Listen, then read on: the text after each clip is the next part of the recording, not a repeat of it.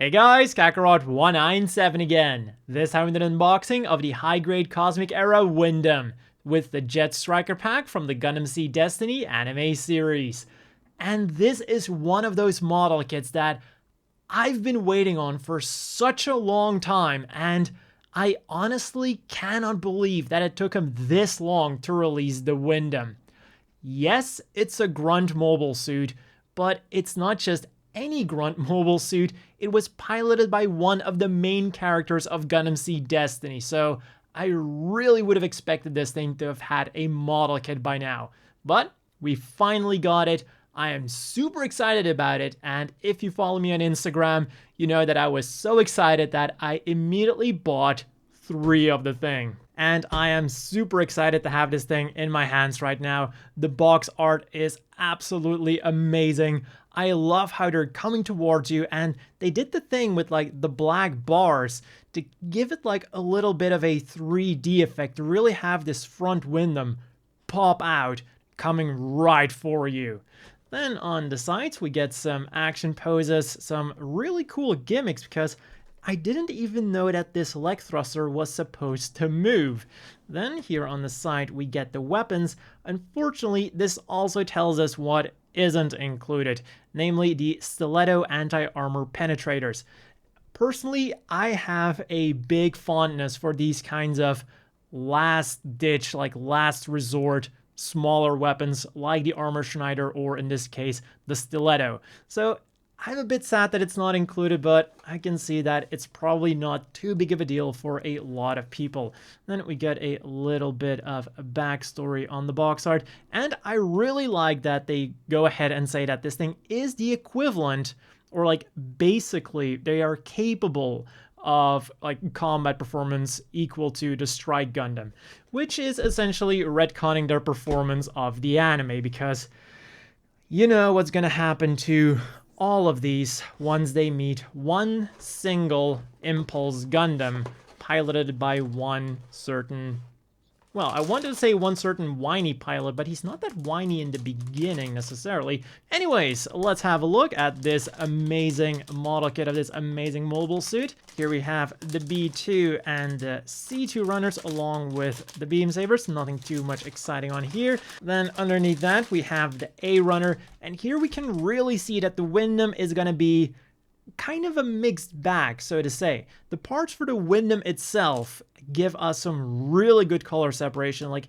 even these green bluish parts for the shoulder, like the small sandwiched in between ones, are like separate parts. These are all separate parts. There was even some white for on the chest too that we got on the B1 runner right here. So the Windam, the mobile suit itself has really good color separation, but then when we look at this giant sticker sheet, which is mostly for the Jet Striker pack, and when we look at the parts for the Jet Striker, we see that it's going to be very gray and quite sticker heavy. So there is a big divide, and when we have a look at this runner, we again see that the Windam itself is like really nice, but also oh yeah, also the shield. I forgot to mention the shield. Like, this part that should be yellow is not molded as a separate piece, and this is something that I would expect from like a 2004 Gundam Seed model kit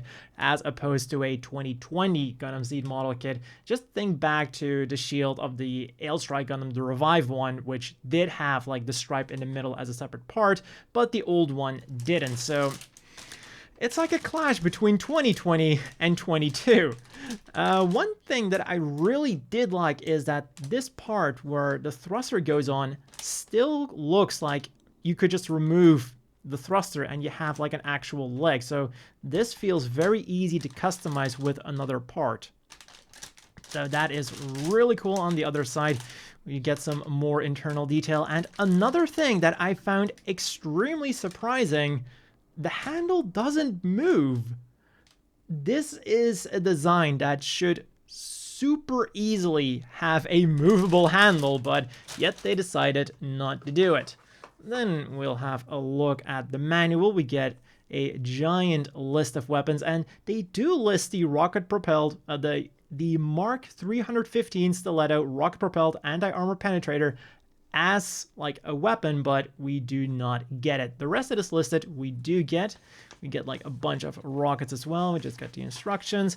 And then on the back, we get some action poses and again, some backstory of the Windam. And they again kind of reiterate that the Windam is a really good mobile suit, and that basically because of the Junius Treaty, the focus of the Windam was quality over quantity, because the mobile suits were like limited, the amount of mobile suits they could have.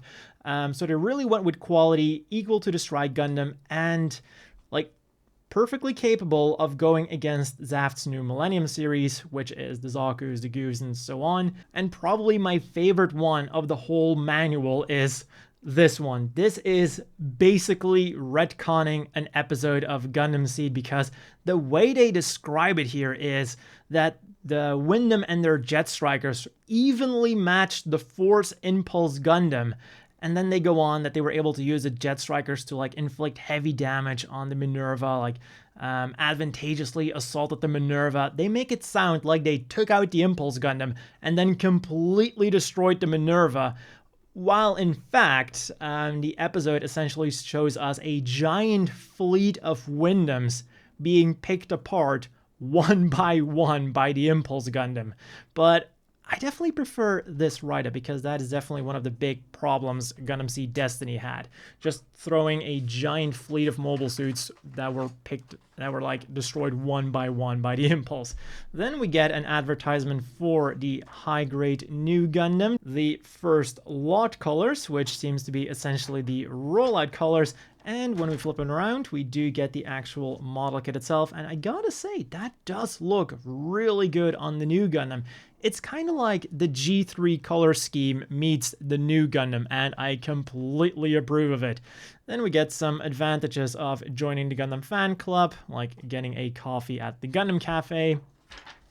So then, this is where I would say that all that's left to do now is to go ahead and build it, but in my excitement, I actually built one before I did the unboxing of one, the advantage of buying 3 of them, and as you can see, I equipped him with the IWSP Striker Pack, and let me tell you, the Windam looks absolutely amazing with the IWSP pack, and the color separation of this like 2004, 2005 Striker Pack is basically the same as the Jet Striker we get with this model kit. So again, that really tells us something about the quality of the Jet Striker.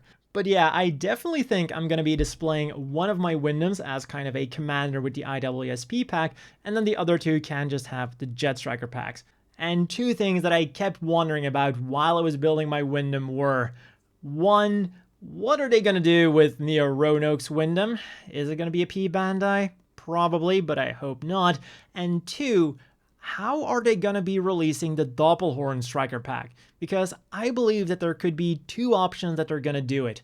Either they'll release a Windam with the Doppelhorn Striker Pack, or they will release a Dagger L with that Doppelhorn pack. So essentially, if you want the Jet Striker, you get the Windam, and if you want the Doppelhorn, you get the Dagger, and then you just have to switch them around. Let me know down below which one you think they're going to do, and then I'll see you all tomorrow with a review of this thing.